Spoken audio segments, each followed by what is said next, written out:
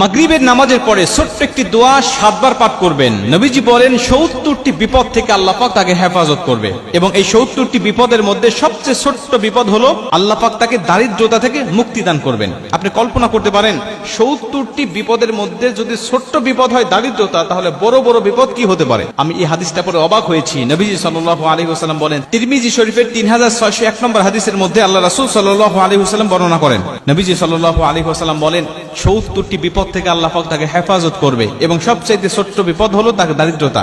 আমরা কিন্তু দারিদ্রতাকেই সবচেয়ে বড় বিপদ মনে করি, অথচ নবীজি বলতেন না, এই 70টি বিপদের মধ্যে যত বিপদ আছে সবচেয়ে ছোট্ট বিপদ হলো দারিদ্রতা।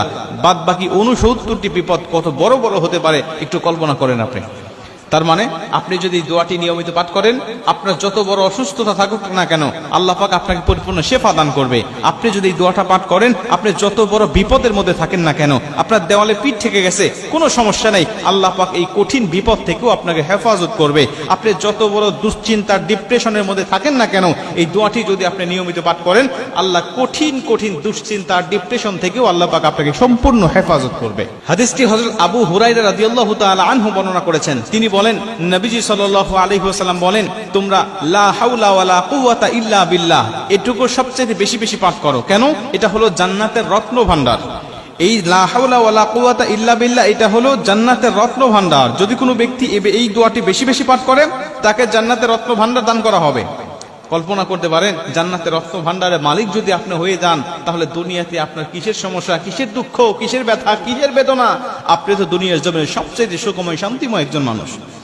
নবীজি বলেন হাদিসের শেষে, এই ব্যক্তি যদি লা হাওলা ওয়ালা কুওয়াতা ইল্লা বিল্লাহ বলার পাশাপাশি যদি আরেকটু যোগ করে বাড়িয়ে দেয়, লা হাওলা ওয়ালা কুওয়াতা ইল্লা বিল্লাহ ওয়ালা মানজা মিনাল্লাহি ইল্লা ইলাইহি, রাসূল সাল্লাল্লাহু আলাইহি ওয়াসাল্লাম বলেন লা হাওলা ওয়ালা কুওয়াতা ইল্লা বিল্লাহর পাশাপাশি ওয়ালা মানজা মিনাল্লাহি ইল্লা ইলাইহি এটুকু যোগ করে যদি কোনো মানুষ তেলাওয়াত করতে পারে, আমল করতে পারে, পাঠ করতে পারে, আল্লাহ পাক তাকে কঠিন কঠিন 70টি বিপদ থেকে তাকে হেফাজত করবে।